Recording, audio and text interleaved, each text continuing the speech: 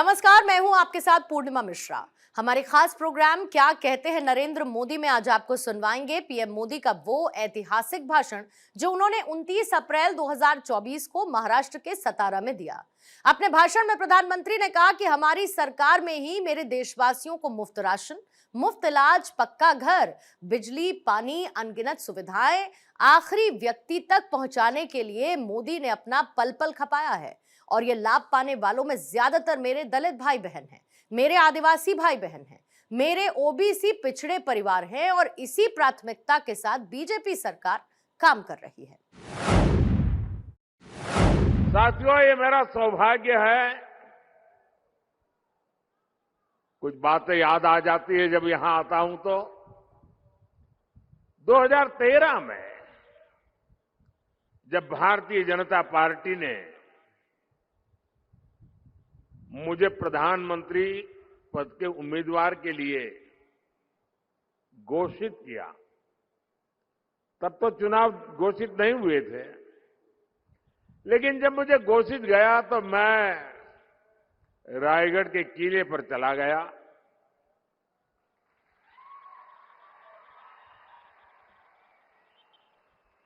और कोई भी काम शुरू करने से पहले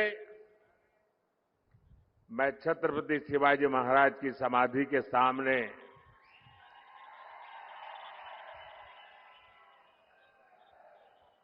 ध्यानस्थ होकर उस पवित्र भूमि पर बैठा था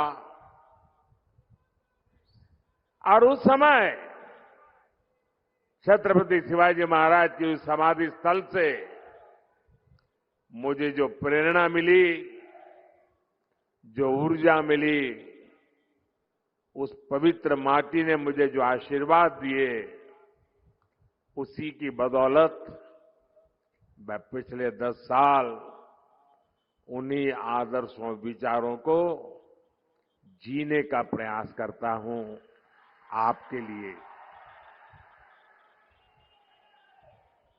कुछ न कुछ करने का प्रयास करता हूं। साथियों, सातारा ने छत्रपति शिवाजी महाराज के सुशासन को देखा है। सातारा की ये भूमि शौर्य की भूमि है। आज मिलिट्री अपशिंगे गांव हो या सातारा का कोई भी सैनिक परिवार हो, आत्मनिर्भर होती भारत की सेनाओं को देखकर वो सबसे ज्यादा खुश है। आज हमारी सेना के पास एक से बढ़कर एक मेड इन इंडिया हथियार है। अब आप ही बताइए भाइयों बहनों, ऐसे काम करके मोदी ने जिनकी दुकानें बंद कर दी, वो खुश होंगे क्या? वो खुश होंगे क्या? हथियारों के जिन दलालों को कांग्रेस की सरकार बहुत अच्छी लगती थी, वो कभी भी मोदी की वाहवाही करेंगे क्या? साथियों, मोदी ने सैनिक परिवारों को एक और गारंटी 1 रैंक 1 पेंशन की दी थी और मोदी ने ये गारंटी भी पूरी करके दिखाई। कोई कैसे भूल सकता है कि कांग्रेस ने 40 साल तक सैनिक परिवारों को 1 रैंक 1 पेंशन ओआरओपी उससे वंचित रखा।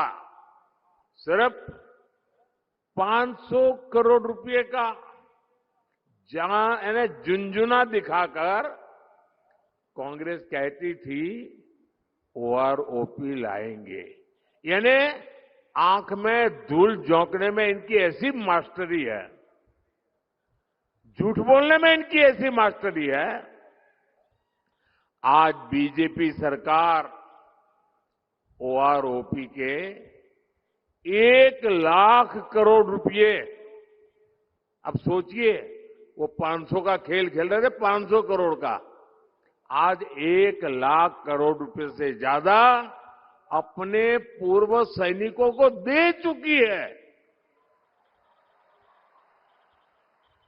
भाइयों और बहनों, देश 1947 में आजाद हुआ।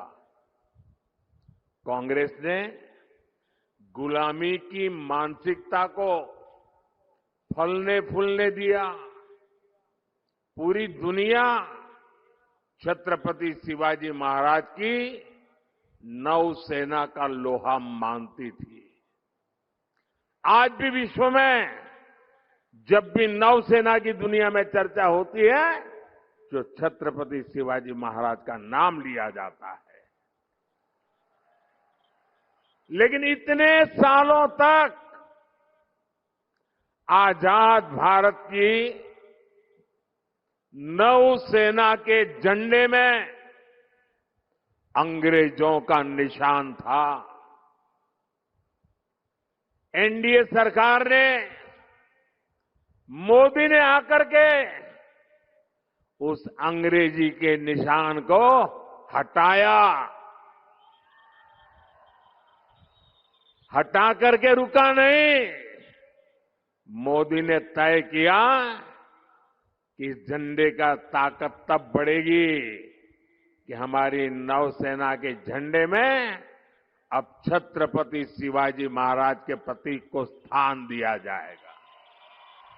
और दिया, डंके की चोट पर दिया। हमारी सरकार ने मराठा सेनाओं द्वारा बनाए गए ऐतिहासिक किलों को भी यूनेस्को की वर्ल्ड हेरिटेज साइट में शामिल करने के लिए नामांकन किया है। महाराष्ट्र का लोहगढ़ हो, सिंधुदुर्ग हो या फिर मराठा सेनाओं द्वारा बनाया गया तमिलनाडु का जिंजी फोर्ट हो, इन सभी को वर्ल्ड हेरिटेज साइट की लिस्ट में लाने का हम प्रयास कर रहे हैं। मराठा विरासत की शान दुनिया में बढ़ेगी तो हम सबको गर्व होना चाहिए कि नहीं होना चाहिए? गर्व होना चाहिए कि नहीं होना चाहिए? दुनिया में डंका बजे तो गर्व होना कैसे नहीं होना चाहिए? लेकिन कांग्रेस को तकलीफ होती है कि मोदी ये सब काम क्यों कर रहा है। साथियों, सातारा ने बाबा साहब आंबेडकर, महात्मा फूले और सावित्रीबाई फूले के सामाजिक न्याय को गढ़ने में बड़ा योगदान दिया है। एनडीए सरकार ने 10 वर्षों में इसी प्रेरणा को सुशासन का आधार बनाया है। आप देखिए, कांग्रेस ने 70 साल में से 60 साल देश पर शासन किया, लेकिन बाबा साहब आंबेडकर संविधान जम्मू कश्मीर पर लागू नहीं होता था। 370 की दीवार बनाई हुई थी। आपके आशीर्वाद से आपके सेवक मोदी ने आर्टिकल 370 को ध्वस्त कर दिया, कब्रिस्तान में गाड़ दिया। मोदी ने आर्टिकल 370 हटाया। आप मुझे बताइए, आपको गर्व होता है कि नहीं होता है? आपको गर्व होता है कि नहीं होता है?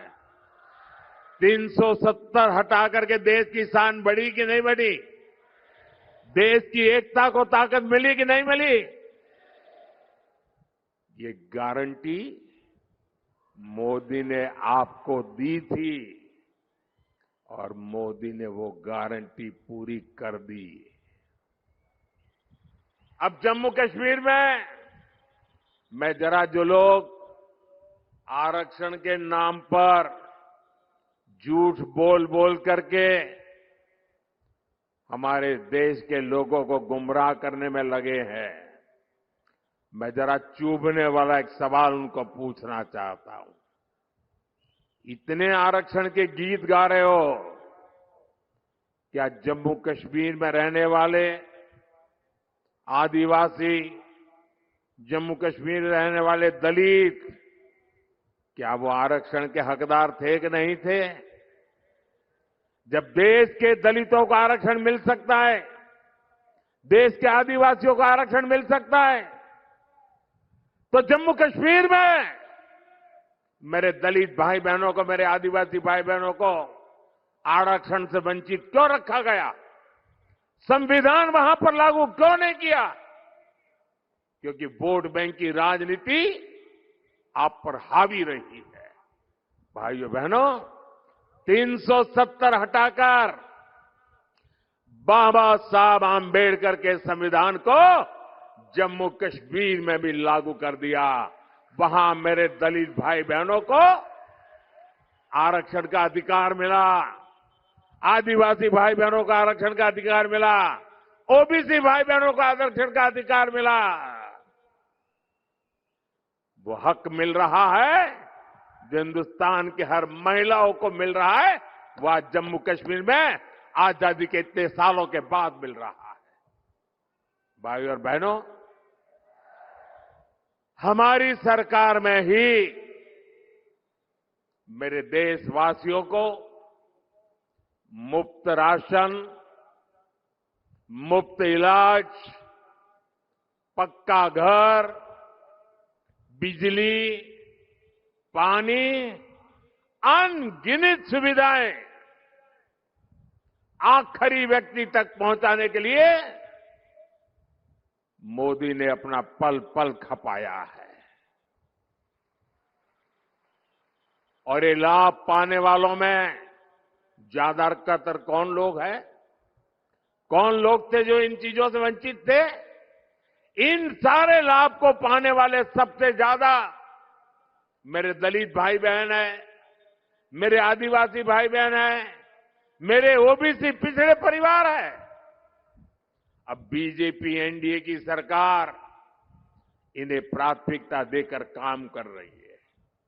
साथियों, हमारी सरकार ने ही आरक्षण, जो पॉलिटिकल आरक्षण की व्यवस्था है, पहले जब अटल जी की सरकार थी तब उसका कार्यकाल बढ़ा दिया था, और जब मोदी को आपने अवसर दिया, मोदी ने फिर उस कार्यकाल को बढ़ा दिया। ये हमारा कमिटमेंट है। हमने ओबीसी कमीशन को संवैधानिक दर्जा दिया, लेकिन कांग्रेस के इरादे क्या है, ये हमने कर्नाटका में देखा है। क्या कर रहे हैं? छत्रपति शिवाजी महाराज की धरती से मैं आपको जगाने आया हूं भाइयों। ये क्या खेल कर रहे, जरा चौंक जाएंगे आप सुन करके। भारत का संविधान धर्म के आधार पर आरक्षण की मनाही करता है। बाबा साहब आंबेडकर धर्म के आधार पर आरक्षण की मनाही करते हैं, लेकिन उन्होंने क्या किया? कर्नाटका में ओबीसी को जो आरक्षण मिला हुआ है 27%, उन्होंने रातों रात सभी मुसलमानों को ओबीसी घोषित कर दिया। एक फतवा निकाल दिया, कागज पे थप्पा मार दिया, और रातों रात ओबीसी के हक के जो 27% आरक्षण था उस पर से डाका डाला और अधिकतम उन्हीं को दे दिया। अब कांग्रेस संविधान बदलकर यही फॉर्मूला पूरे देश में लागू करना चाहती है।